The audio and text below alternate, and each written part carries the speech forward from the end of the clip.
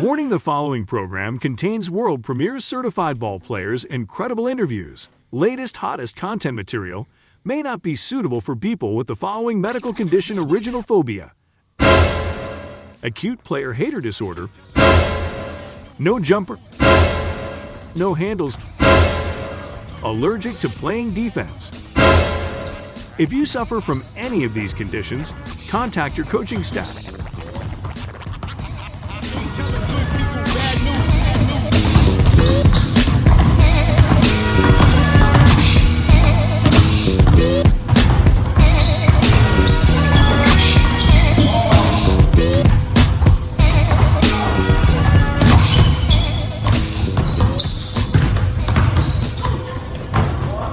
Welcome to License to Ball podcast, where certified ballers play. And now here's your host, Hip Hop.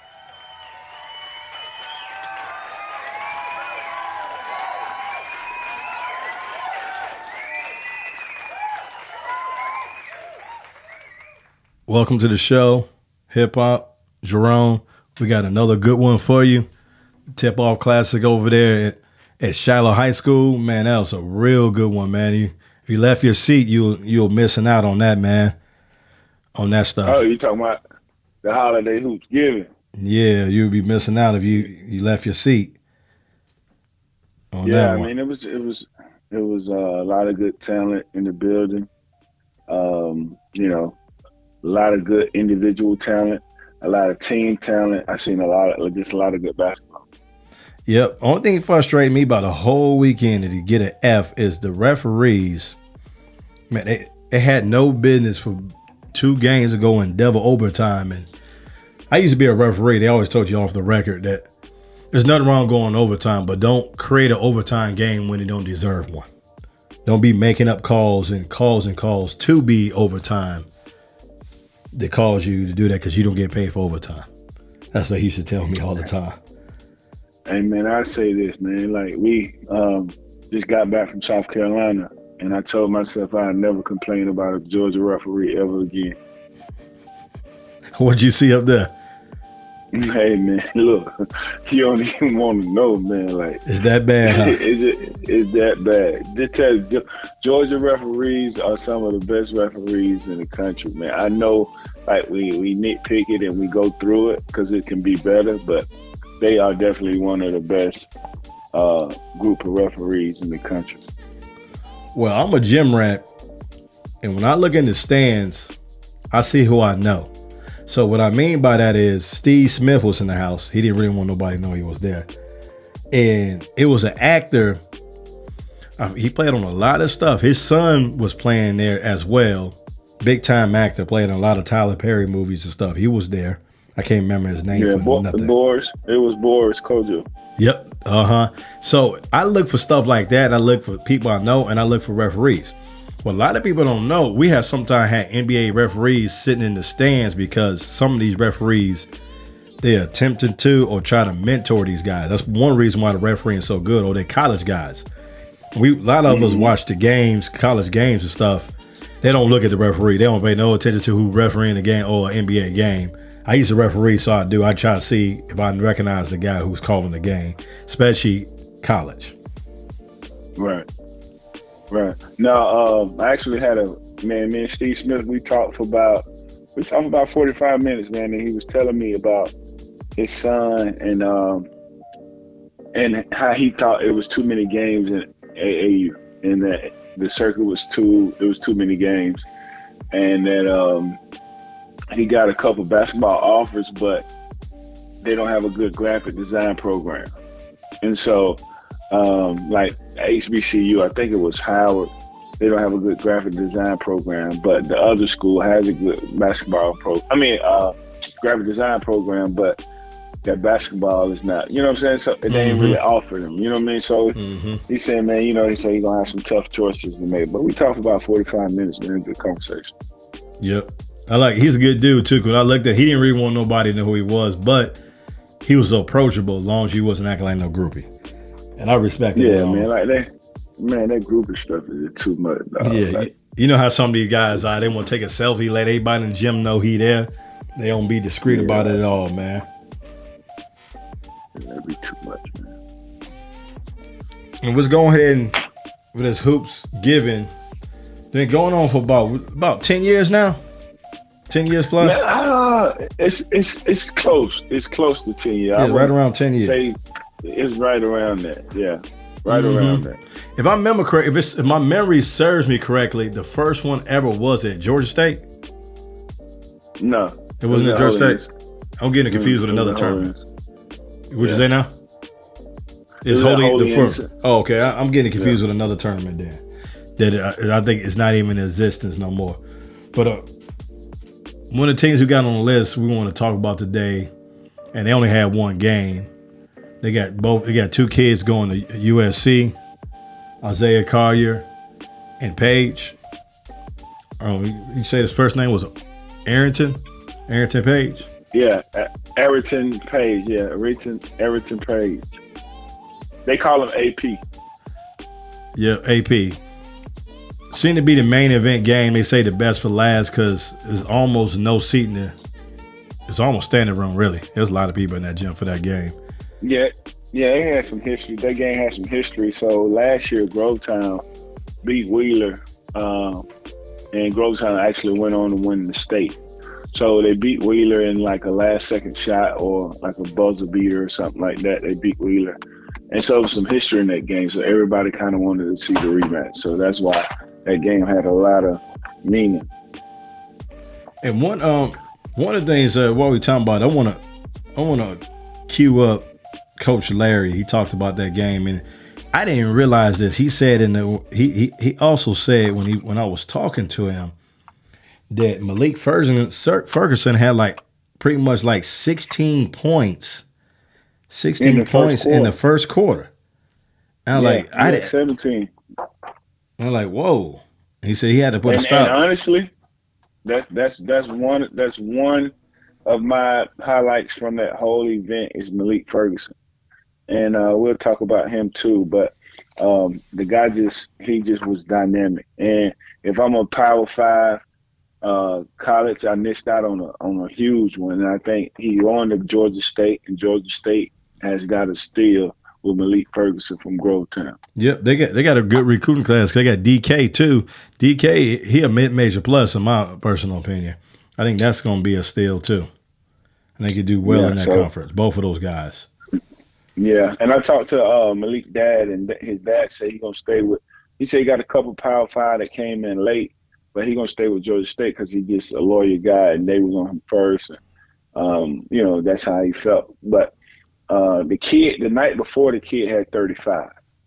Then he followed that up with 17 in the first half and finished with, I think he finished with like 28 or 29 against Wheeler. Mm-hmm.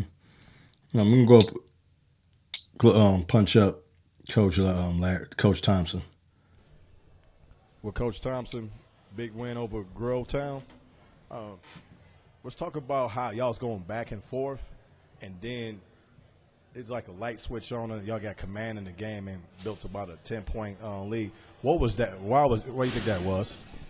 Started basketball game. We started off kind of fast. I think we jumped out 9-0, and we got a little complacent. Mm-hmm. And what our guys forgot very briefly, that's a championship-level basketball team we're playing. Not only they're a championship-level basketball team, the last time we played, they beat us. So we had to understand that every possession defensively had to be one of our best because they can score in a hurry. They can score in bunches. They can score at multiple positions. And so jumping out quick, our guys kind of got a little complacent, like it's going to be easy. Nothing easy when you're playing those dudes. It's a well-coached, hard-nosed basketball team, and they've made it take some lumps early in the year. They'll be right there in the end when it matters. So what changes did you make to get that get your team focused? Yeah, we switched our defense a little bit. We Ferguson was hurting us.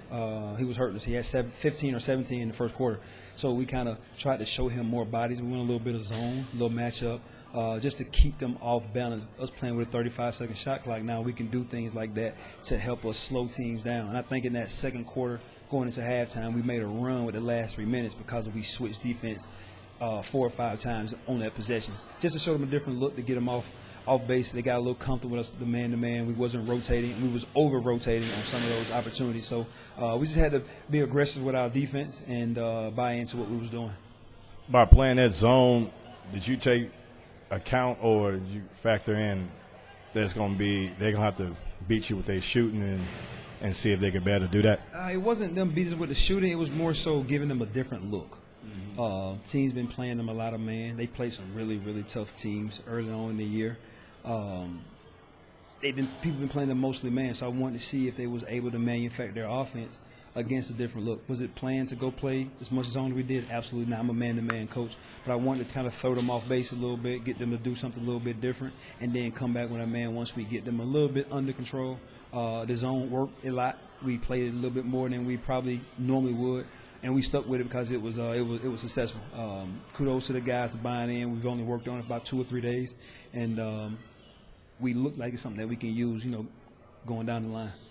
I totally agree with you. How long y'all are, and then how athletic. Because what they beat on the zone, what I've seen is how long y'all they'll force it, and it slowed them down too. And then they beat that man, and you got somebody clearing the shot. Exactly right. I appreciate that, Coach. Thank you for the interview. No problem. Thank you, man. Love what y'all do. Big win over Grovetown, one of the number 1 ranked teams in the state. You finished with 26 points, 8 rebounds. It's a back and forth game. What was the change in the game where y'all took the command and lead? Definitely the energy and the pace of the game. Both teams played real fast. But we just had to keep up with each other, so it's all about getting stops. So that's what it really came down to. Like he was forcing the issue a little bit. Looked like he was trying to get him to come to you, and you got a lot of lives on. What's up? That was Isaiah Collier. You wanted him to talk to? Yeah, I had that plan. It's all linked together. Oh, I thought you was gonna introduce him because it was the coach, and then that was over, and then it just went straight into Isaiah Collier. Okay. Yeah, it's all a Willie interview put together. Yeah. Oh, okay. No problem. Sorry about that. No, you good. You good. I'm gonna tell you another thing too. What Coach said, putting that on tape, that zone, they're gonna see more of that zone. They're gonna see more of that zone. I mean, like, teams don't practice against the zone that much, and like they practice usually man to man, and it's really hard. And even like, from Collins Hill, where I'm coaching at now, when I went in there, we got back from South Carolina, I went in there and I said, Coach, we got to master the zone offense. We just got to master it, because once you master the zone offense, playing the man-to-man is easy because you just got to beat your man.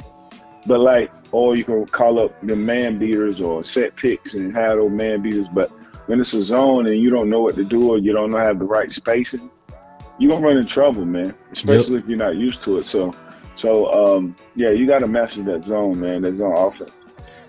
What kills a lot of teams is they like to dribble too much. And that's what will kill you when you play a zone. You're dribbling too much. And I heard Bill Walton say something last night when I was watching that quadruple overtime game with North Carolina and Alabama. Mm-hmm. He said something, I guess he got this from John Wooden. He said you shouldn't, I don't think he used the word never, but he said you shouldn't dribble to get your own shot.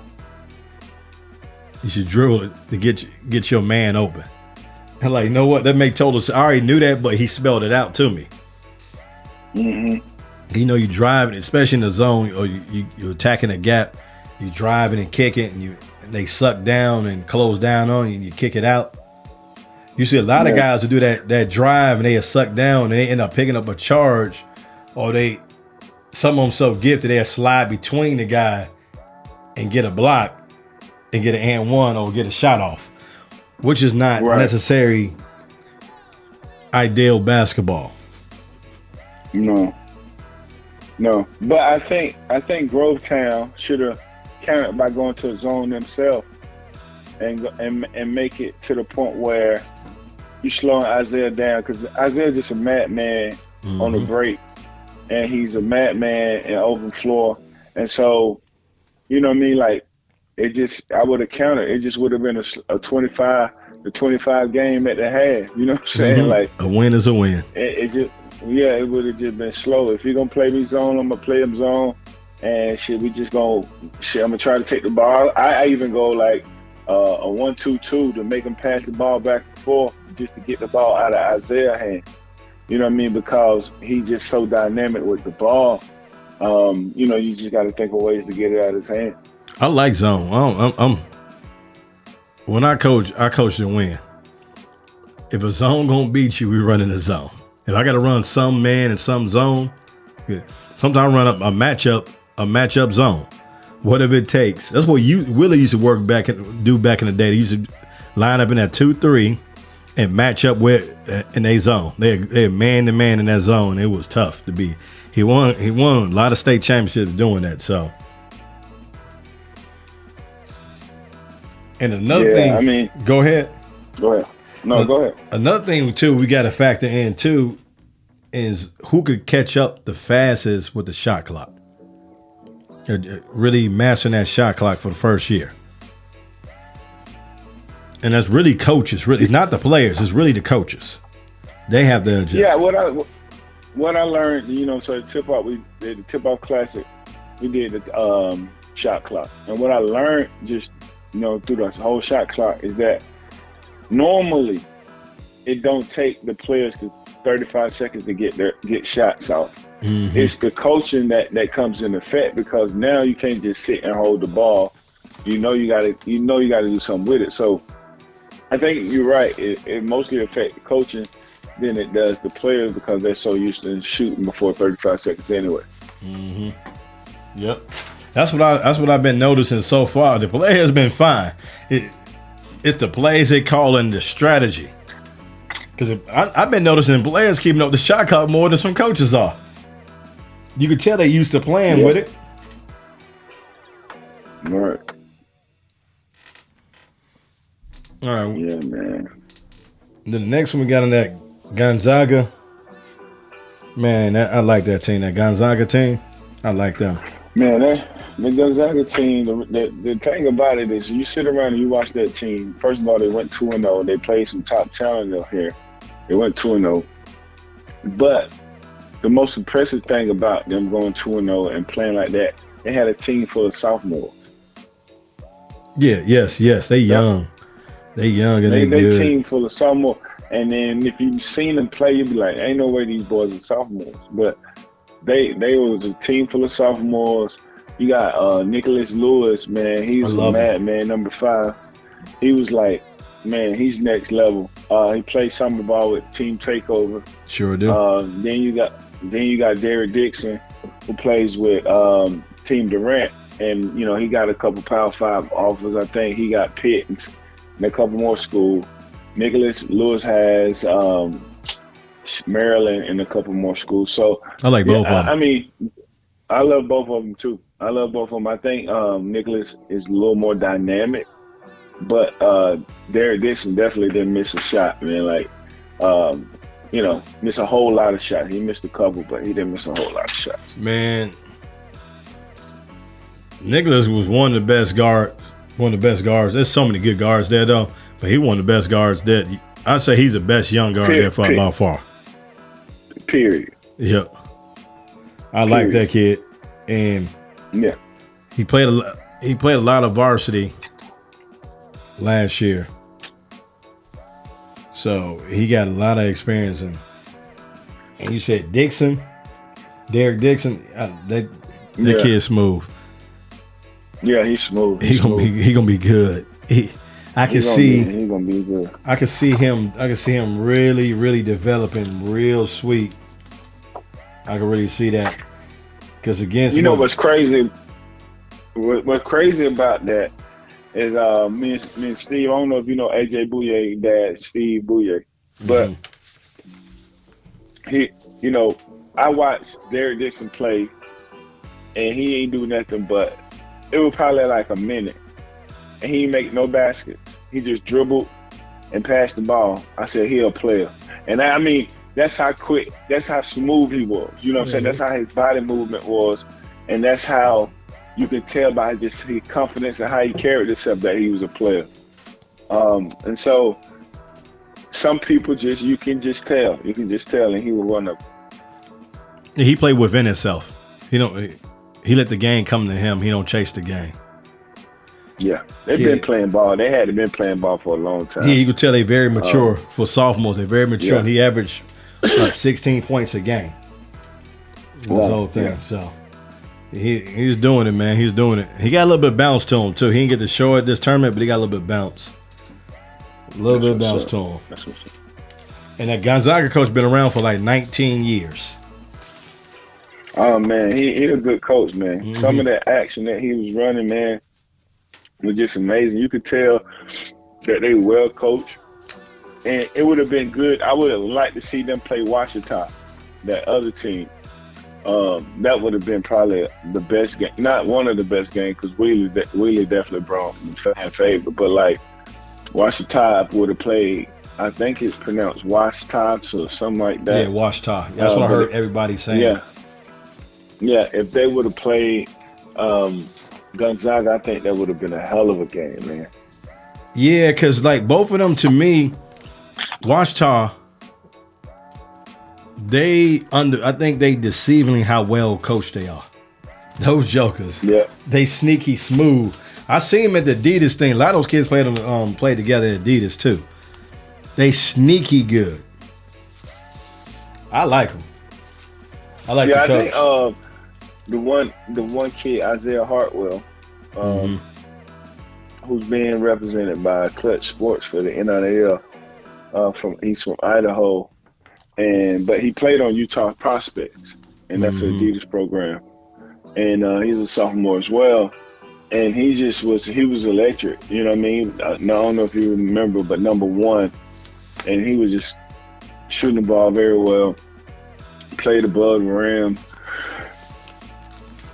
Yep. Just say all around player, man, and like I said, I just love watching that type of basketball because you get dialed in and kind of just watching everything, man. But yeah, definitely a good player. Yeah, he averaged 13 points a game in the tournament, and they also went undefeated too. They also went 2-0 too. Not just 2-0, them up. They blew teams out. They blew. That's what I was getting at. Man, They blew. What is crazy is those jokers gave up. Let me do the math real quick. They gave up 65 points for the whole weekend. That's some D. In 2 games, they gave up 65 points. Man, listen, I was sitting up there behind the Green Forest bench. I said, man, do y'all realize y'all done scored 25 points in a whole game? Like it was at the end of the fourth and they had 25 points. Mm-hmm. I'm like, y'all beat up. You know what I'm saying? Uh-huh. That 25 point is something really, really, really to be concerned about. Yep. Uh-huh. At the end of the game. Green Forest is a good team, but I see chinks in the armor this year. It's going to be real hard to get to that state championship game this year. It's not going to be like it normally be in the past. I see some chinks in the armor, and it's more a guard play.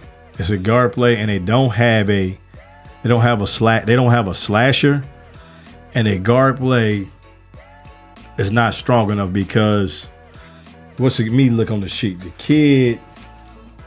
Lloyd, the Lloyd kid. I like him, but this weekend he didn't show up like he normally could. He had a decent game, but they needed him. He played bad. He played really bad because I looked at his stats 1 point. I think he had like 1 point, like he had 2 against Washington. Something like that. He only had 2 against Washington, so and 3 turnovers. He had more turnovers than points, and they just gave him fits. I really like the DK though. DK, I think he can be a slasher, but they got him in the post because he's so big. Mm-hmm. But he handles the ball well. He shoots the ball okay, and so I kind of think I really like the coach too, and I think they'll get it together. I think they're gonna have a good year once they get that together. And then I don't know if you know when they played Pebblebrook, number one came off the bench and shot the piss out the ball, Michael Robinson. Yep. little short guard, came off the bench, shot the kiss out the ball, and then and he wasn't as on when they played Washita, but if he gets going, and then what's the guard name? Elijah Lewis, the guy, he kind of was athletic and very fast too. So I think they're gonna be all right, man. Yeah, they're gonna be fine. They're gonna be all right. Yeah. Yeah, I agree. They're gonna be fine. Yeah, I think they're all right. Yeah, that kid come off the bench. He getting about 9 points, 3 threes a game, basically, coming off the bench. Because I saw him shoot when the first time I watched him play. I like, man, this kid's having a good night. I've seen him play about 4 games now. He shoot like that at all 4 games. So this is not a good night. He actually playing. Yeah, and think about that. At 5'8", 9 points a game, almost 10 points a game, that's pretty damn good. Yep. It really is. I know a lot of my kids at College Hill wish they averaged 10 points a game. You know what I'm saying? So we can't look at 10 points like it ain't good. It's pretty good. Yes, it is. Yes, indeed. It is. So when we come back from break, we're gonna talk about that Kale program over there, the big man on campus. Yes, sir.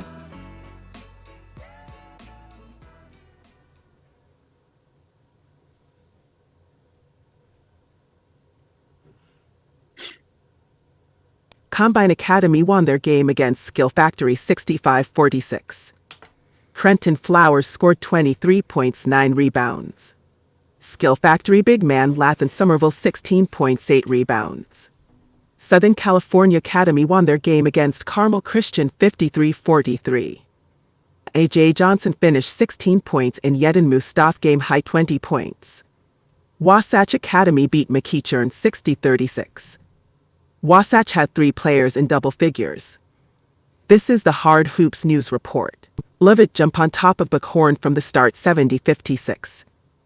Christian Anderson had game-high 17 points, 8 assists, and Kyle Walters scored 15 points, 6 rebounds.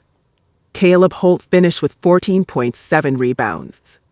Shiloh beat Woodland 52-43. Nazar Griffin finished with 14 points. Woodland Ryan Grace scored 14 points. Wasatch took control from the start. Beating Green Forest 56-29. Colin Murray Boyles 16 points, 9 rebounds. Elijah Lewis led Green Forest in scoring with 11 points.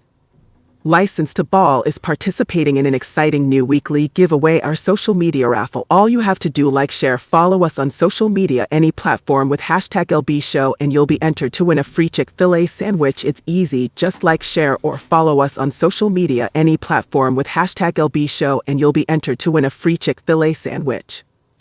This is the Hard Hoops News Report. License to Ball is participating in an exciting new weekly giveaway, our social media raffle. All you have to do, like, share, follow us on social media, any platform with hashtag LB Show, and you'll be entered to win a free Chick-fil-A sandwich. It's easy. Just like, share, or follow us on social media, any platform with hashtag LB Show, and you'll be entered to win a free Chick-fil-A sandwich. This is Coach Garner from North Gwinnett, and you're listening to License to Ball. This is Deontay Bass from Woods Forest, and you are listening to License to Ball. This is Frankie Menino, DC Premier. This is License to Ball podcast. And this is Cameron Ward, and you are listening to License to Ball podcast. You're tuned into the hottest prep basketball podcast, License to Ball, where certified ballers play. Leave us a rating and review. Don't touch that dial.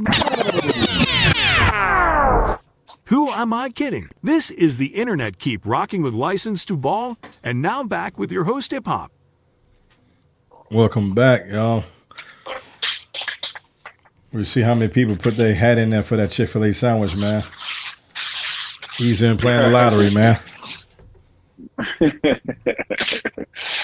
Chick-fil-A sandwich. Yeah, I got that. Got a little hook up on the sponsor. Give me a little bit on some digital coupons. So that work out pretty good. Up. Yeah, try to give back to the listeners for joining the show and listening to the show, man. So that's the least I could do for them tuning in on that. Yer. Now, in this Kale program, I told Coach Sellers this, and I told him this is best team I seen he ever had since he been a head coach. He kind of like, then he thought about it for a second. I'm like, I ain't say the best player, best team, top to bottom, man. Thought about it for a second. He's like, yeah, okay. He agreed with me. And I'm going to cue him up, too, before we even get into them. I got an interview with him and Peyton Marshall talking about they game where they had the lead and had to come back on that. So that's a good game. I see their team maturing so much.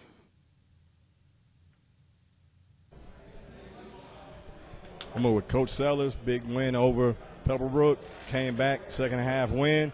Hey, Coach, let's talk about how you got the lead, you lost it, and how you overcome and come back and win that tight one. Well, we had to regroup and get back to doing what we did to gain the lead. So we had to come back and settle down and go back to working inside out. And I think that was effective in the fourth quarter especially. That's when we were able to get things going in the right direction. They's getting chippy. Do you think the referee, by he calling that tech, he didn't understand that these kids personally know each other and they wasn't really taking it personally? It just getting both of them going? Yeah, like a lot of these refs, they don't understand the relationship these guys have, man. And I think early on he should have settled them down early on to where it didn't get to that point. So like at some point early on in the game, I felt like he should have got the teams together and be like, okay, that's enough chippiness. Let's settle down and play basketball. I mean, it wasn't even a situation where he warned them. He just went right on the rip and gave both of them a tech. So I didn't think that was fair at all. Me too. I seen it the same way you seen. So let's talk about the same player, Peyton Marshall, how big he was today. Man, Peyton's played big the last two nights. Man, he gets a lot of contact down below. That's not called, and so that could weigh on a young man's mentality. And so for him to just keep fighting, keep pushing through it, I think that's big for him. It says a lot about his character. I do think once he figured out that after the tech, I think he hit another switch, and that just kind of took him into another zone where he really became dominant down the stretch. Okay. It seemed like y'all shot free throws better today. Did y'all work on that before y'all got here or what? Because y'all shot free throws a lot better today, especially going down the stretch. Yeah, we took some time doing shoot-around this afternoon before we came over, and that was a point of emphasis. Me personally, I kind of worked with Peyton by himself one-on-one, just adjusting his feet and having him take time, getting more of a rhythm to shoot, and he definitely shot better tonight. All right, that's Coach Sellers from Kell. Big victory over Pebblebrook High School. Appreciate you, Coach. All right, man. Thanks a lot, man. Always. Got Peyton Marshall with me. Big win over Pebblebrook, crosstown rivals, double-double, man, 22 points, 11 rebounds. Hey, let's talk about when you get that tech, did that tech get you focused and get you more fired up? Because it seemed like you stopped playing better. I stopped playing better? Start playing even better. You were playing good. It just seemed like you got into another switch and got focused when you get that tech. First off, the tech shouldn't have been on me. He called me out of my name. Ref thought I said it. But after that, I seen the direction the game was going in, and that just motivated me even more to want to win. And my teammates all followed suit, and we came out with the dub. So I guess you could say it helped me play in a better way. Got you. You made your free throws today. You shot your free throws better. Why is that? Preparation. First game, I was shooting free throws before the game, but today I just kind of, during the shoot-around, that was kind of what I locked in on, and almost made like 100 free throws before the game. So I would say preparation and mindset. Okay, you got those two baseline dunks. It seems like your signature move, those two baseline two-hand dunks when you spin baseline, those get you going even more when you're doing those because it seems like you get fired up. I've been watching you play for a little bit, and it seems like you just get a little bit more energy when you do that signature move that you got. Yeah, I'm going to say that's probably, you could say that. I like that move because they're not expecting somebody of my size to have footwork to be able to spin in a tight space like that and turn around that fast. So it kind of like just like let them know like you got to wake up or it's going to be a long night. So that move, yes, it does get me fired up. It's kind of my go-to to see if they're going to play D or not, how they playing me tonight. So after I went baseline a couple times, I had counter for it. So I woke them up a little bit, and I feel like I got to the basket pretty well off of that, yes. I appreciate you. I don't know if you know you had, I think, like 22 points, 11 rebounds, so you had a double-double tonight. You finished strong, man. You led your team to victory, man. We appreciate the interview. Thank you.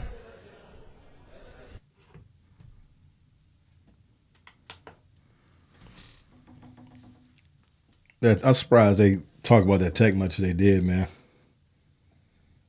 In detail, they did. I mean, this ain't the NBA, so they're not gonna get fined for I was talking about the cringing. referee. I was cringing. I'm like, oh man. So I hope they don't go too far with it, man. I was just cringing. No, you know, they don't get fined. They got the right to say what they want to say. But you know, it is what it is. I mean, it's a part of the game. Every ref ain't gonna like you. Every ref ain't gonna make it a call you want them to make. You know what I'm saying? You just got to play the game regardless. If you know he called it like that, you back up a little bit. You don't do the necessary things to get a tech or to get a foul. So I think they handled it in the way they felt the need to, and they were successful in doing such. I think referees got to study and do their homework like players do their homework and watch tape. Good referees do. I'm going to say great referees do. Good referees, maybe, but great referees do. I ran into that referee after the game because I used to referee pretty much all the guys I used to referee with. And I go, hey, man, that's a crosstown rival game. He go, it was? I said, yeah. I said, the kids know each other personally. That's how they talk all the time when they play. They play over the summer and spring. That's exactly how they play. There is no fighting gonna go on. They know each other in a personal relationship. He go, for real? I said, yeah. I said, that wasn't gonna go nowhere. Those kids, they friends. He said, oh, I ain't know that. Yeah, but you gotta respect the game though. So like, what I mean by that, Pate said he called him out of his name. So that means he said something probably, some type of profanity.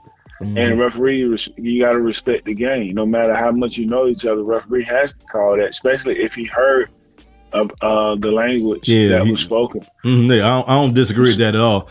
What Peyton was telling me is he didn't curse. His friend cursed at him. Said, yeah. So he gave both of them a tech. Yeah. So, but here's the thing. It's like, I like Kel. I think, obviously, if they would have had Scooter, they'd be so much better. But with the team they got, they're very solid. They're very solid. And these games, they both get both games. And this is what people got to understand. When you play these type of games that Kel played, they played Green Forest, went to overtime, double overtime. And then they played another tough game against Pebblebrook. And so these games build character. And what happens is these players learn how to win late. And it builds a certain type of character that brings the best out of these players and the coaching.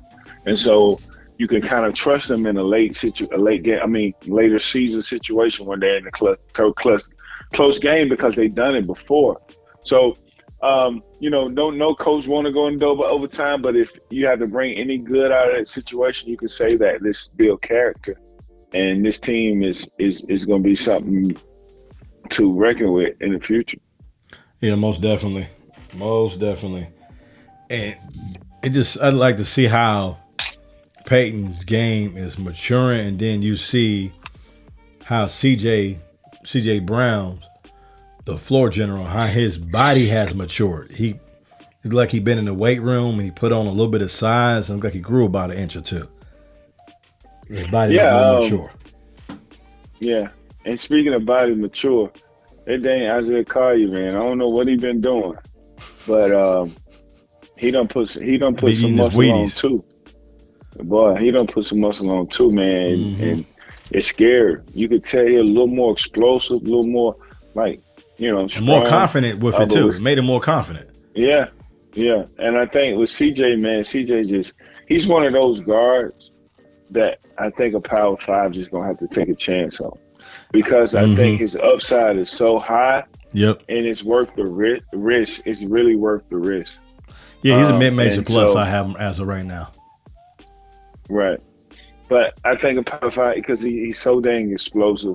He can get to the rack, and I think he's only gonna get better. And if I'm a Power 5, I'm gonna take a chance. If I'm gonna take a chance on a guy, I'm gonna take a chance on a guy like CJ Brown. Yeah, I agree. I love the kid, and Kel won't get his best basketball. High school won't get his best basketball as I see it. I don't see that happening. Not at all. And that's something to be desired. Like he kind of, if he can get a jump mid-range shot, he kind of put me in the mind of what's my boy name? I think it's Ryan Hurl. I see Ryan Lehigh from Lehigh. I don't know. I'm not sure who you're talking about, but I see Ryan Hurl in him. He just don't. He don't have the flashy You know handles. who I'm talking about. You know what I'm talking about. You got to help me out. He played in Portland with Damian Lillard. Now he's in New Orleans. Oh, you talking about C.J. McCollum? Yeah, he put me in the mind of C.J. He put me in the mind of C.J. McCollum, but with more hops though. Mm-hmm. Like he's smooth in order to get to his spots. So I think if he can develop a mid range, he can be like a C.J. McCollum. I can see that. And when you talk, why are you still talking about Isaiah Carter? You know, that's the first time I really watched him play. Because every time I came he was hurt, so I couldn't watch him play. And then when I came and watched him play again, he did something had team infractions. So he's sitting next to me talking to me. I see them going to get dressed. Like, dude, you ain't getting up with them? Oh, I ain't playing today. So I mean, I came way over here and you ain't playing. I actually can't watch you play only. He's like, yeah, I can't talk about what I did, but I ain't playing tonight. I violated team rules. It's okay, no problem. I said, hey, I understand. I said, but I came here to see you though. Right. Now I seen him play with TSF, but he didn't look real good when I seen him play with TSF. He looked uncomfortable. Then you come out here and watch him play now, it's just like a monster out there playing. Yeah, I think because of what Larry has built over there, he's a little more comfortable.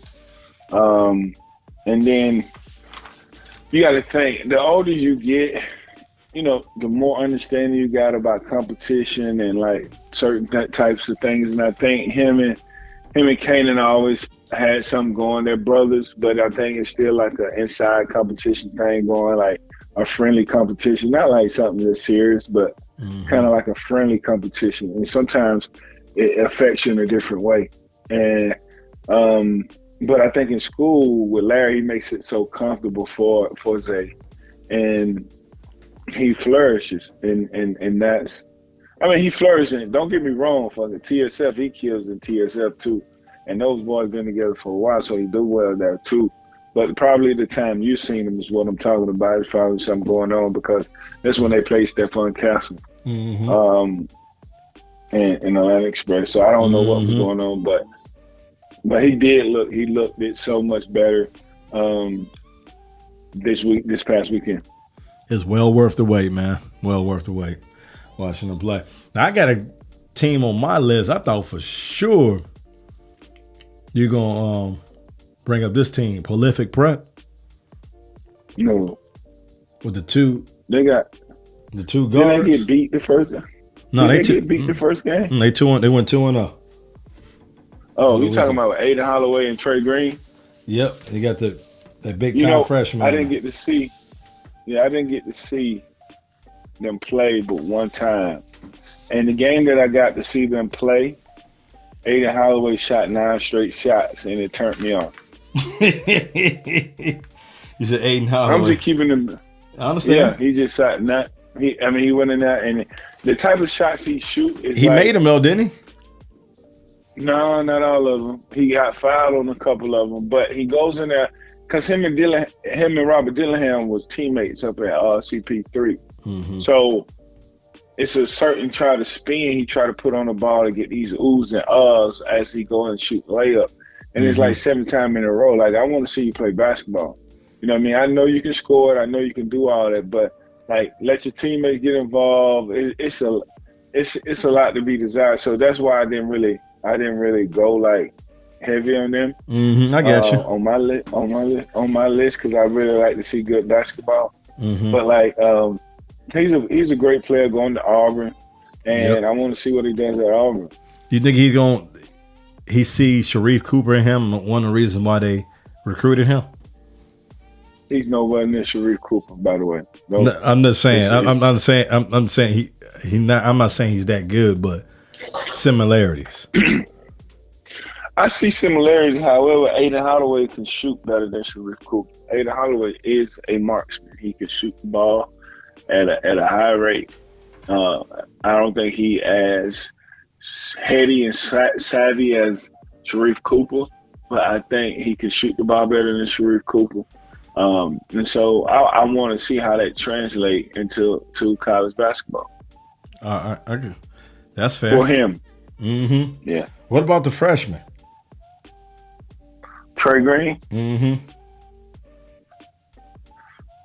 You know what? The game I seen him, they told me he did well. Like afterwards, Not Trey I Green. kind of Tyran Stokes. They told me that's the freshman. Oh no, I didn't. Like I said, by the time I seen that, I got up and I left, and they told me that they played well. But I was getting ready to go get something to eat because it was in between sessions. Mm-hmm. And I was like, shit, let me go get something to eat now because I know these heavy games finna come back to back. So I probably missed them a little bit, but it's all good. I got you. If the whole family listening to this right now, just turn down the volume for a second.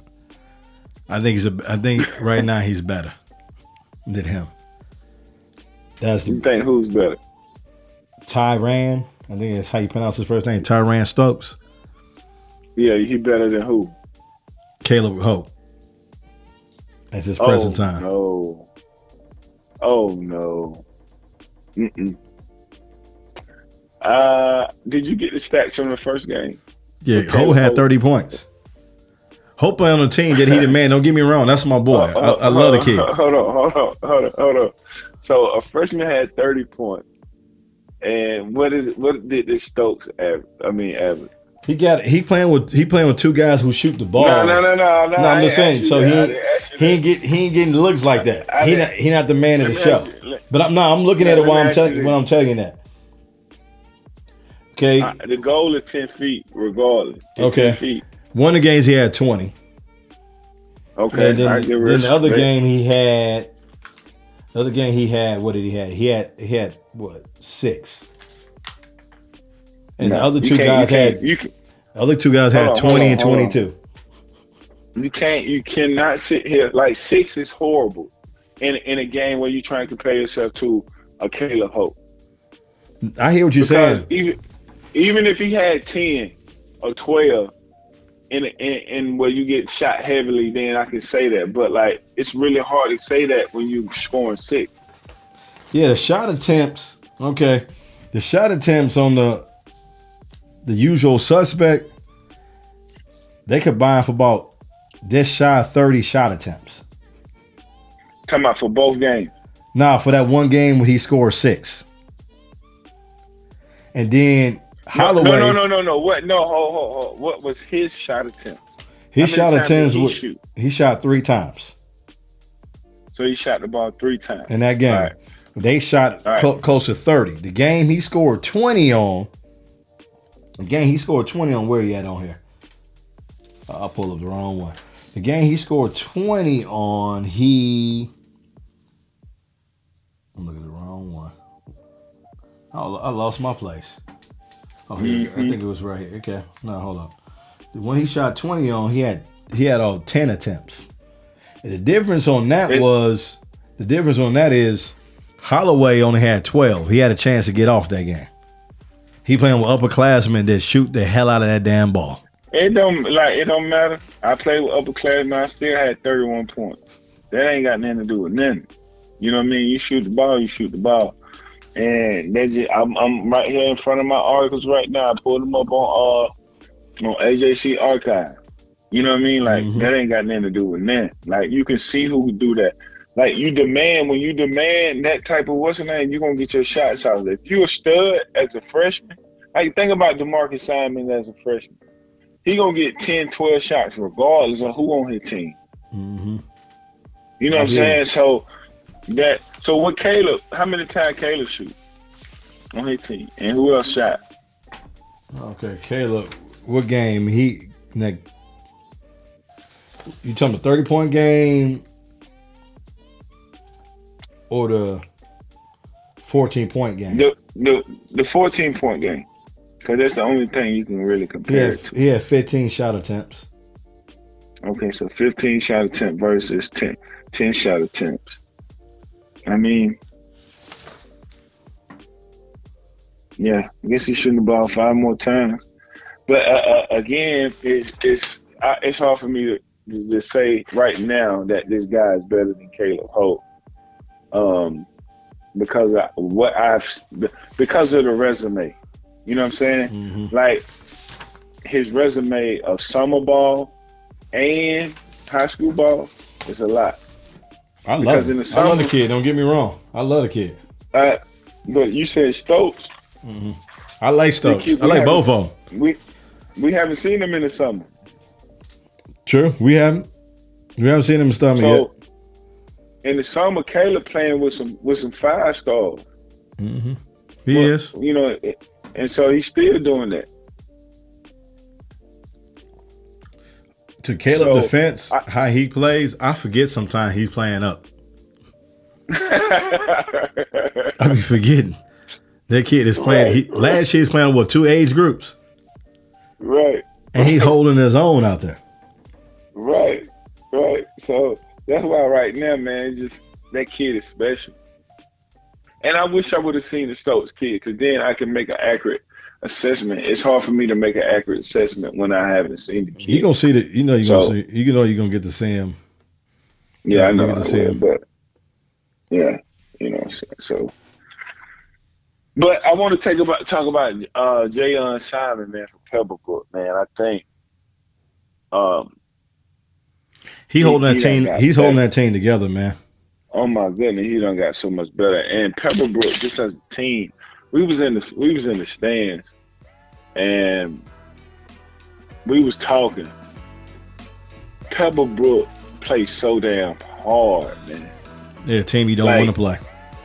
You do not. And I mean, Coach Howard from South Gwinnett was like, "Listen, we don't want to play. Don't nobody want to play Pebblebrook because you can't get your rhythm. You can't get in your shit. They dirty up the game. I mean, they muddy it up because you ain't gonna be able to do that. They finna guard you hard.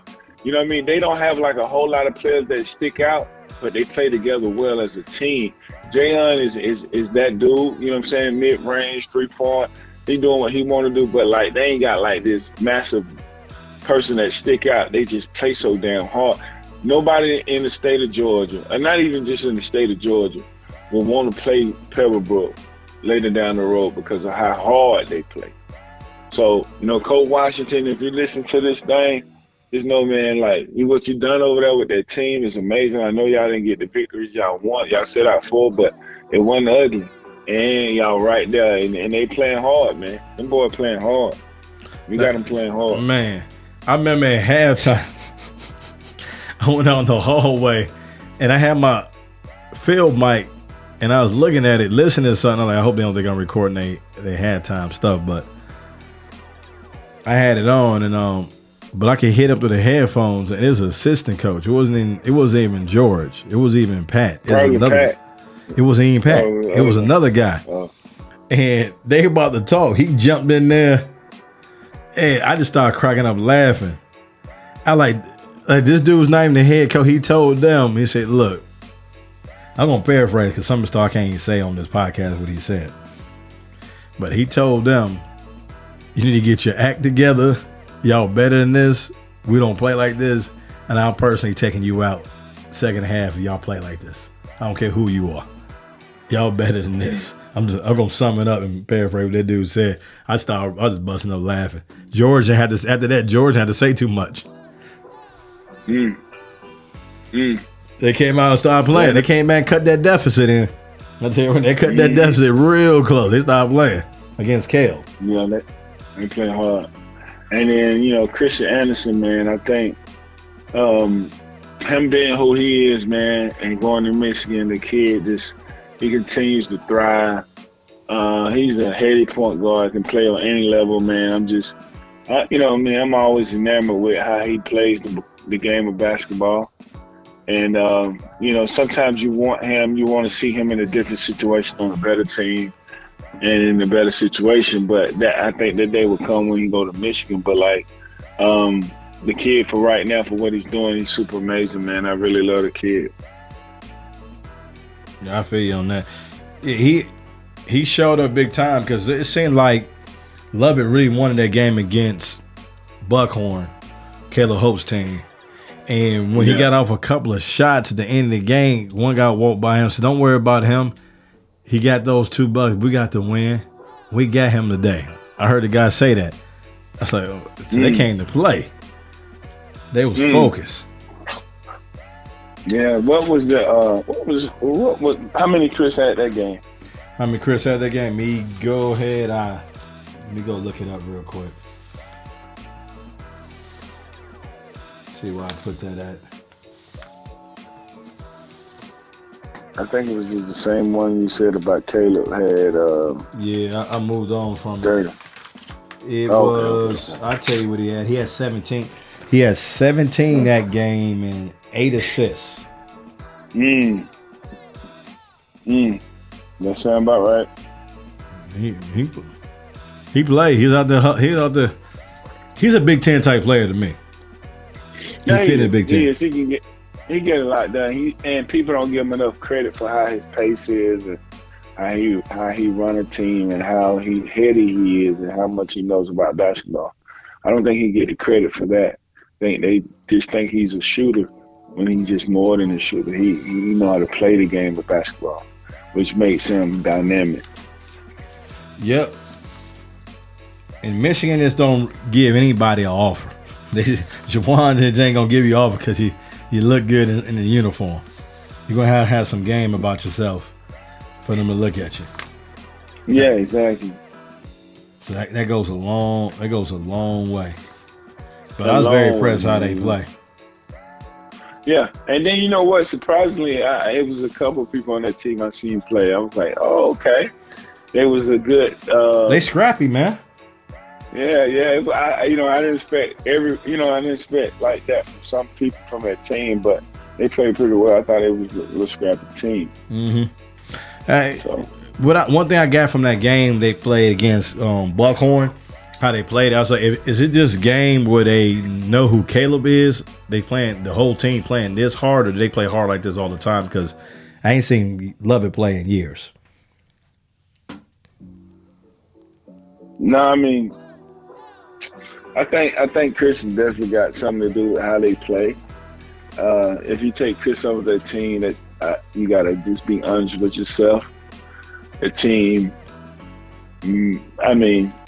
but their region, it depends on how good their region is. But it's still a left to be desired if he's not. It's a lot left to be desired if he's not playing on that team. They gonna get Pace around for their money. Yeah, Pace gonna be Christian Anderson. Yeah, Definitely. they're gonna have some problems with them. Yeah, definitely. What did you think about the Southern Cal Academy? The kid going to Texas. Horrible.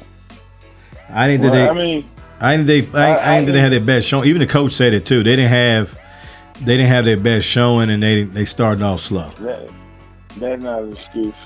Ball players play ball. Ball players don't make excuses. You can't say I ain't have our best showing. When you gonna do it then, coach? When we gonna expect it mid-season? Like, you supposed to have all these players. You got to get them ready to play, coach. So he actually took the ownership in that. He said he got to. I ain't got to paraphrase. I can key up what he said. We hear exactly what he said. We gonna key up what he said. We ain't got to assume. Yeah, we ain't got to assume at all. I was gonna paraphrase what he says. Hold on, I got it. What he said about that. We got AJ for Southern Cal Academy. Scored 16 points. Y'all got out to a slow start, man. You led your team to victory, man. What was the key to the victory? The key to the victory, we just wanted to. Really, was just playing hard. That's the main thing our coaches and our staff is telling us to do is just play harder. Coming with that edge and that target on our back and just play hard as hard as we can. That was the main thing that we were trying to do. Okay, how did you rally the troops and really get that kick, that little boost second half, and then just took over the game? Say what? How did you rally the troops and get that little kick to get y'all over the hump? we just all came together like during like the timeouts and halftime and stuff like that, and we just said like we got to play harder than this. We're better than this. Like even last game, like we knew that we were better than that. So we just had like we really wanted to prove that today. And coming here, y'all played two games. So coming over here to the East Coast, flying like almost 3,000 miles. Tell me how that was worth it and what you got out of it. It's for sure worth it. Just playing against the top talent, playing against a whole bunch of scouts, playing in this tournament. It's always worth it. Just basketball. It's just beautiful. Just to play the game anywhere it is. So. Coming on the East Coast playing high school, I know you've been on the East Coast playing AAU, but coming on the East Coast playing high school basketball, what's the difference? I would say it's like the game, the way the play style is a little bit different. It's probably a little bit harder. They play a little bit harder than I would say in like California and stuff like that. And then, yeah, for sure that. All right, appreciate you, AJ. Yep. AJ Johnson. I'm with Coach Julian from Southern Cal Academy. Came back, big win, man. Let's talk about that win. What was the difference? Because y'all started off slow and they had the lead, and then y'all just came back and found a way to win. Let's talk about that. That's kind of been the story for us. I'm not going to say all year, but all preseason leading up to the beginning of our season. For some reason, we don't start off with the same intensity and sense of urgency as we do going into the game. I think I got to do a better job of figuring out how to get our guys going early. And that could be lineups, that could be warm-ups, that could be our pregame, whatever that may be, but I got to figure out a better job on how to get these guys going early. But at the end of the day, you just want to make sure you finish the game right. But unfortunately, you get ugly wins when you play really good teams and start off slow like this. And they do a good job, and, it was tough for us. All right, so what's the motivator? You say they do that a lot. They did it this game. What was the motivator? What got it kicked in where they just start playing and turning around and start playing the right way? I think when you put together multiple stops in a row, it's rewarding. When you see the ball go in the hoop, it's rewarding. So I think that motivates our guys. And again, we're a different team as the game goes on. You know what I'm saying? So I think it's all of that together. I got you coming to Georgia. This is the first time y'all playing in Georgia? Yes. Well, this year. Last year we played in this. We played Combine and the Burlington School. So we came back for this year. We love the event. The guy does a great job. Chris does a phenomenal job putting it together, organized, good atmosphere. Just really cool event, man. Ton of media. They just do a great job. So this is an event we want to come to every year. Yeah, it's king of media, man. So much media here is ridiculous. It's like the Super Bowl on that. All right. Appreciate Coach Julian, man. Good win, man. Great interview, man. I had to ask you a lot of questions because a lot of the questions I was going to ask you, you follow up with them already for me, man. So appreciate you. Thank you so much, brother. So what you think about his response? Yeah, I think his response is good, and he got a positive outlook. Bottom line is they got blew out by what? What's the first game? The first game, me get these sheets out. I don't know who they first meet. Who were they first? They played Prolific Prep. Yeah, that's a buzzsaw right there, I think. Yeah, that's a buzzsaw. Yeah, they 72-42. Yeah, when you're the same school and you recruit, so they got Justine Felton on that team who, for a long time was the number one player in his class. And he didn't do a whole lot. You got 12 players able to go out. Yeah, you got players you're able to go out and recruit. So you're kind of in a similar situation at Prolific Prep.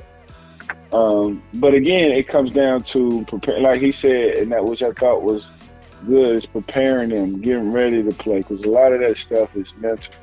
And they obviously played better the second day. And so a lot of that could do with traveling as well, but they travel so far. So, and I don't really want to make no excuses for them. But hey, man, you got to play the game. I feel you, man. So what's your closing remarks? Closing remarks is this, man. Chris do a great job of putting on holiday Hoopsgiving. Creates an atmosphere. Chris has always been an inspiration for me in the tip-off classic that I put on the during the spring and summertime. It's always good to see somebody that looks like me to do an event the way that he does it. Yeah, you do it professional. Right, and so he also has a college event that everybody should go and support as well. But again, I just think that a lot of us need to support him a little more because he's doing it the right way. He's doing it the way it should be done, and he inspired a lot of us, to do the same thing. So again, man, I was just super happy with the event overall. It was good to see all the faces, man, and all the people. It was like, I tell you this, man, and I go on record to say this. Georgia, specifically Atlanta, is the best basketball city, period.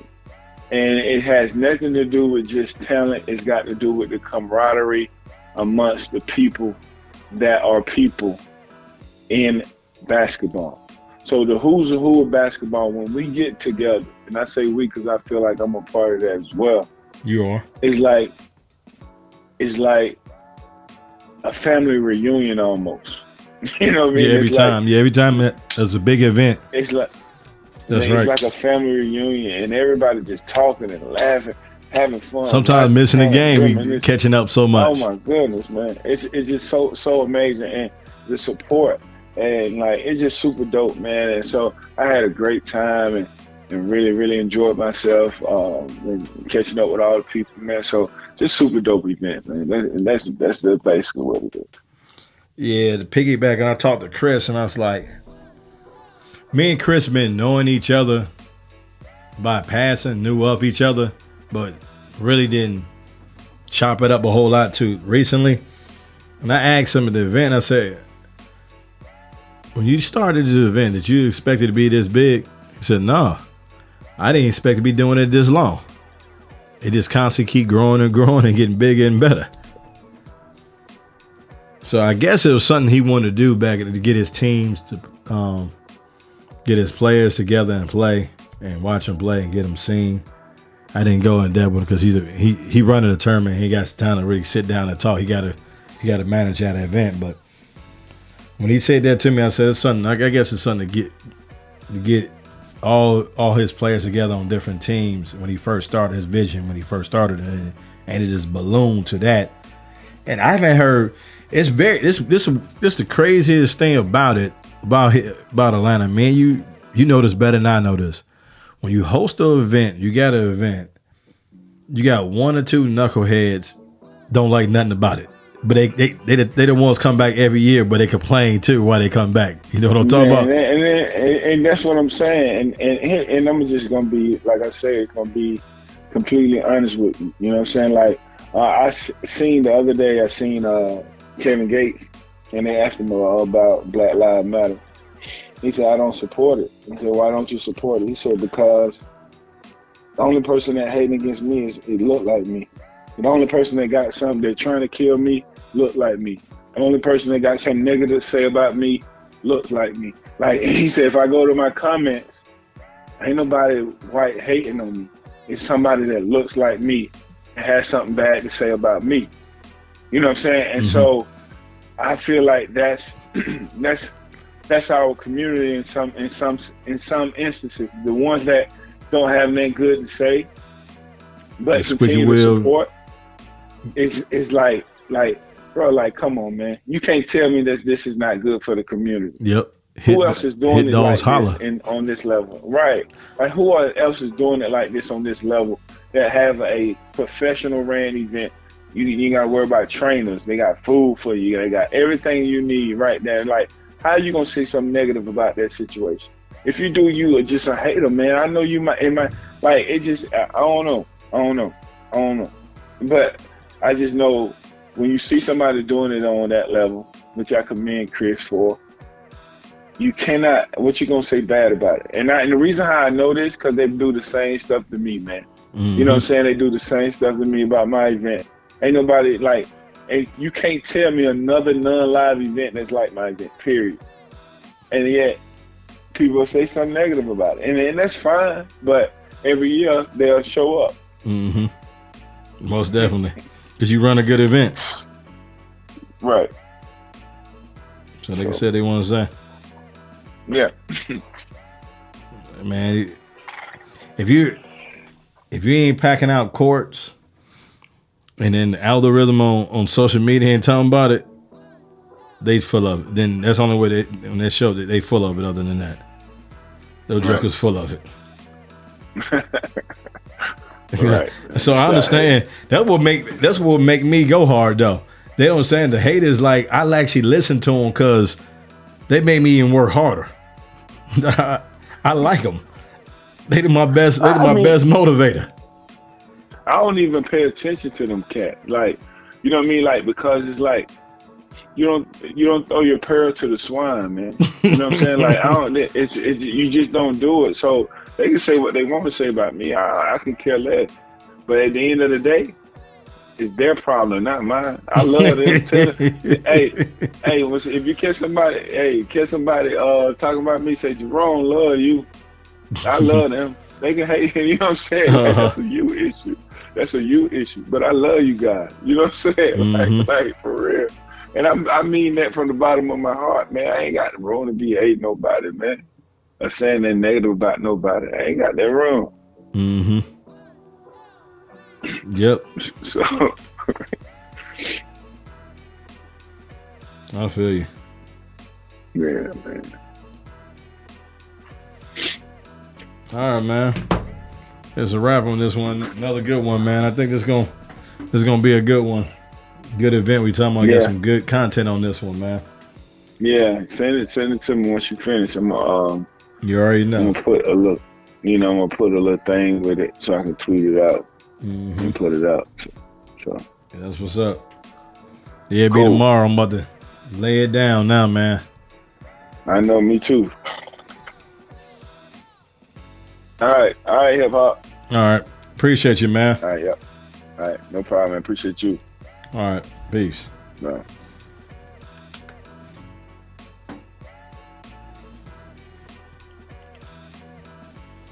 Hey, everybody, remember, follow us, subscribe to us, retweet on all social media platforms.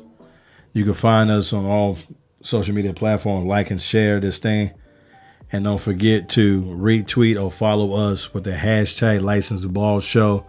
Share with a friend, tell a friend, and with the hashtag License to Ball Show, you'll be entered to win a Chick-fil-A sandwich. We have that giveaway every week. We're going to have some more giveaways too. So appreciate everybody listening to the show. Thank y'all for helping the show grow. Looking forward to the season of basketball, high school basketball. And it's going to be a very entertaining one. Till next time, peace.